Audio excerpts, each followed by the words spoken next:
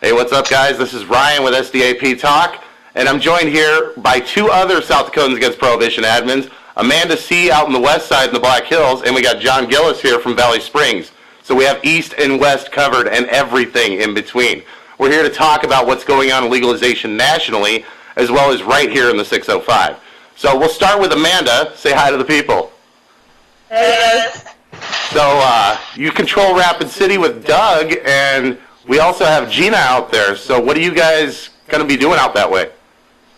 Not quite sure yet. Trying to touch base with Mallory. Or I'm sorry, Gina.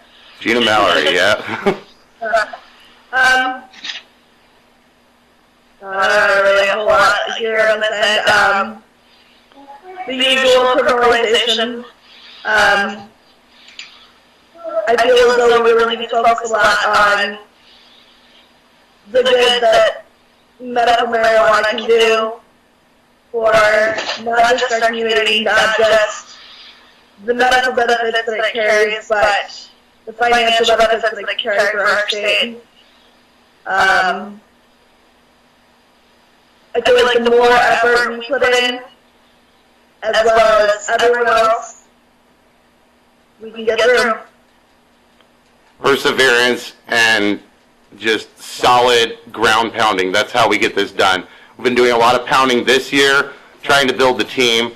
I've been all over the state, talked to a lot of people, and I would say probably a good 80-85% of the state accepts the idea of a medical marijuana program.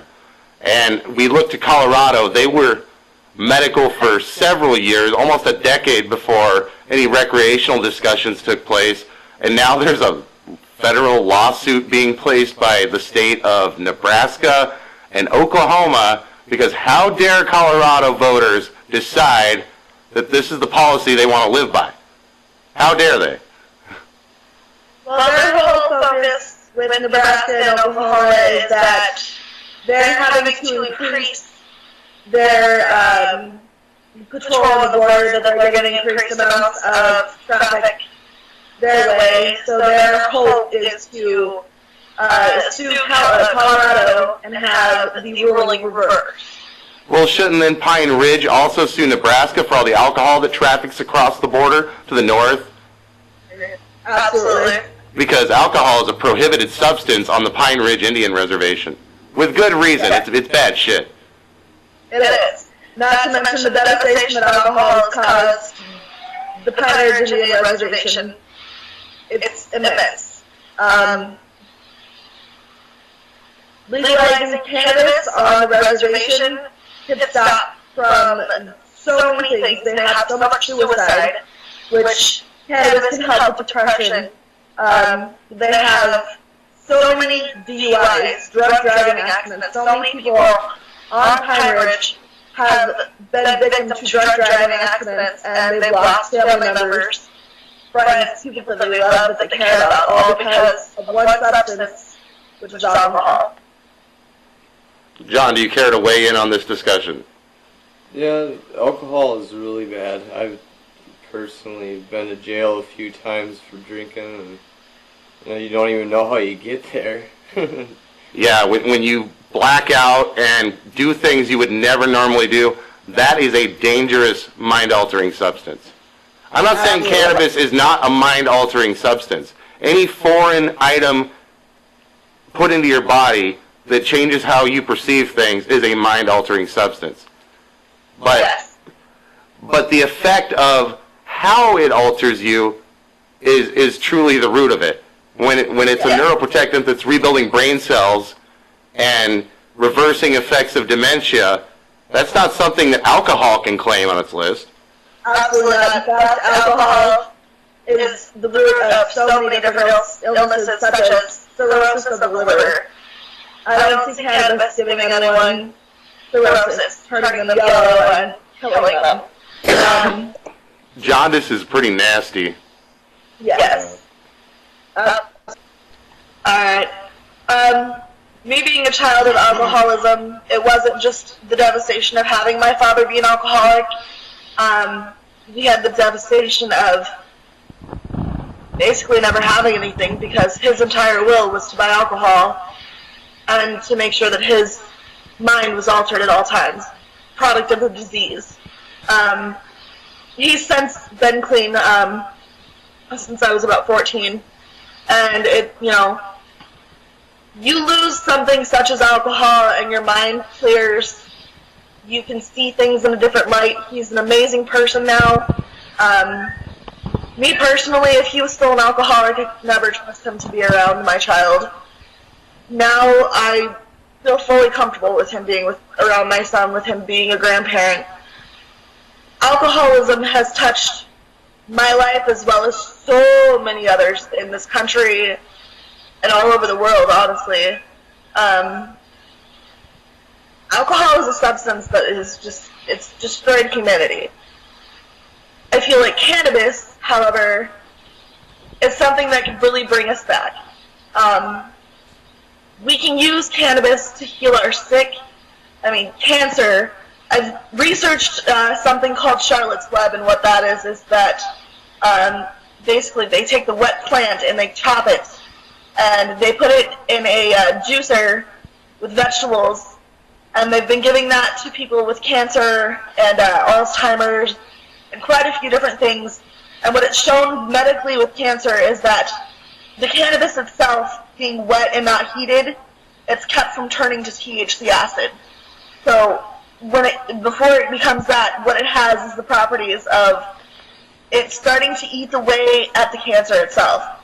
And it basically takes the cancer and turns it into a small, tiny tumor, which is able to be removed from the body surgically.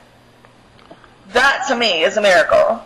Yeah, none of their chemotherapy, none of that can actually, yes, it's shown to be helpful, but what does that do for the body? You're basically introducing yourself to radiation itself, which they say is bad for you. Well, I would think putting my head in a microwave and trying to pop my grape would probably be detrimental to my health. I see what happens to a pizza in there, and I'm just like, dude, I do not want to be a soggy mess, just like, why would you do that to yourself when there are better ways, there are better options? John has done a lot of research on the juicing, and go over that a little bit. Yeah, like she said, the THC only turns, it decarboxylates off from the acid form after you heat it or dry it.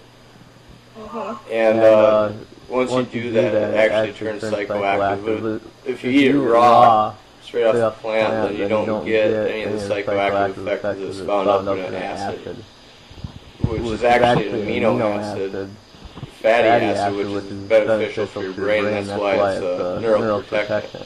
And a dietary essential. Yeah, because not only THC is good for you, all the other cannabinoids have their own nutritional values to them as well.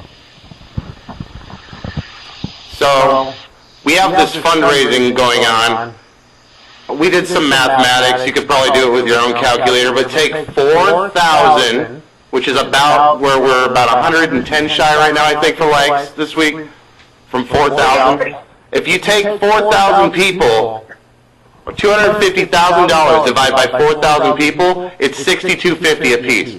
For $62.50 per person on SDAP, we could have enough money in our war chest to legalize during this year's legislative session.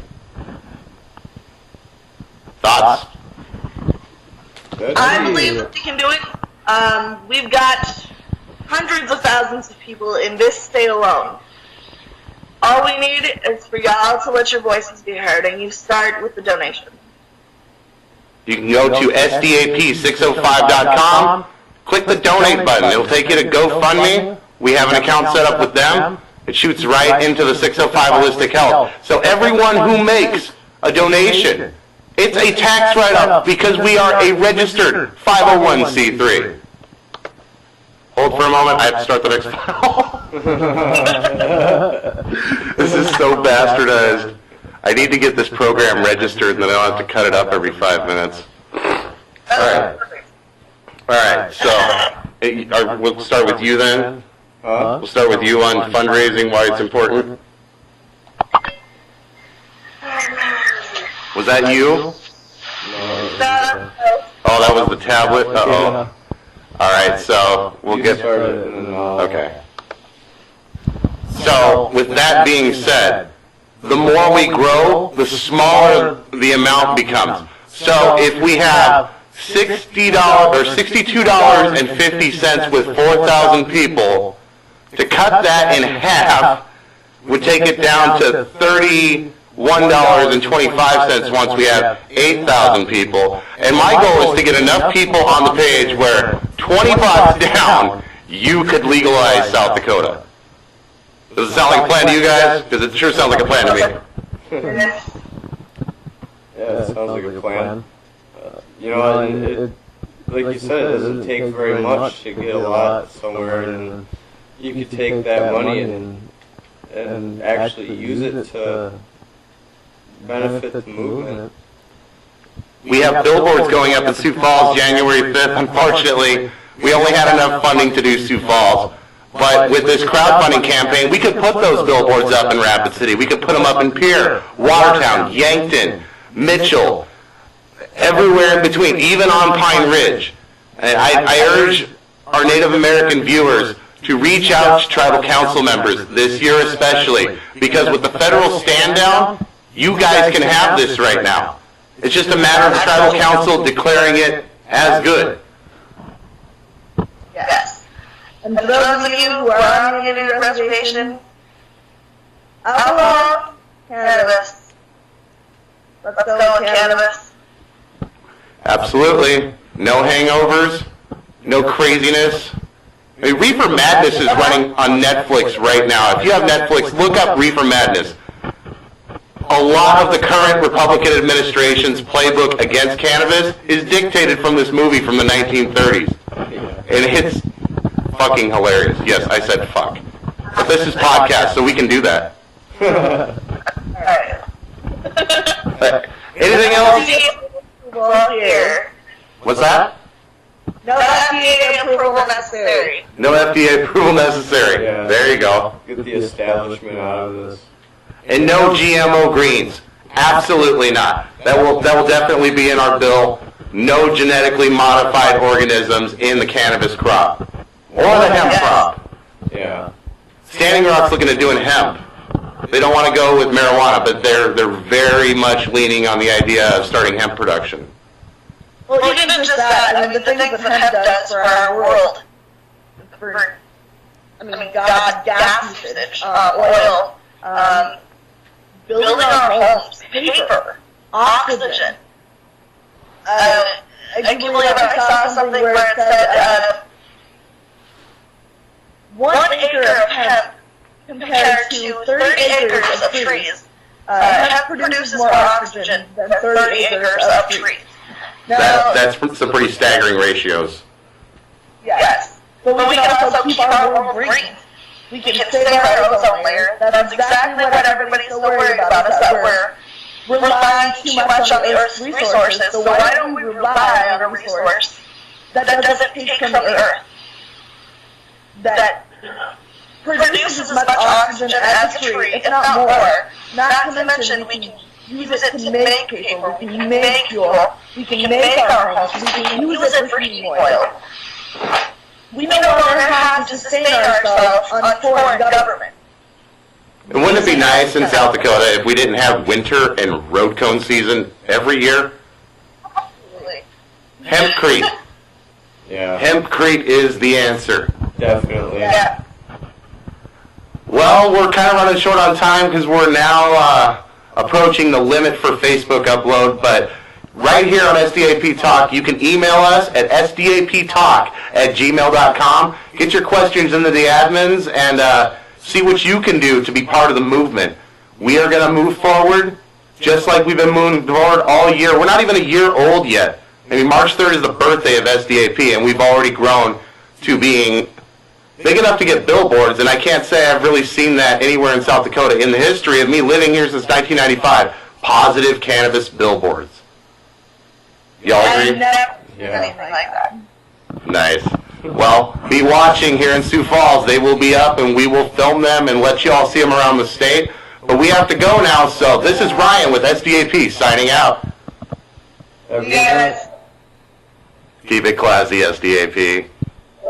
Yeah. All right.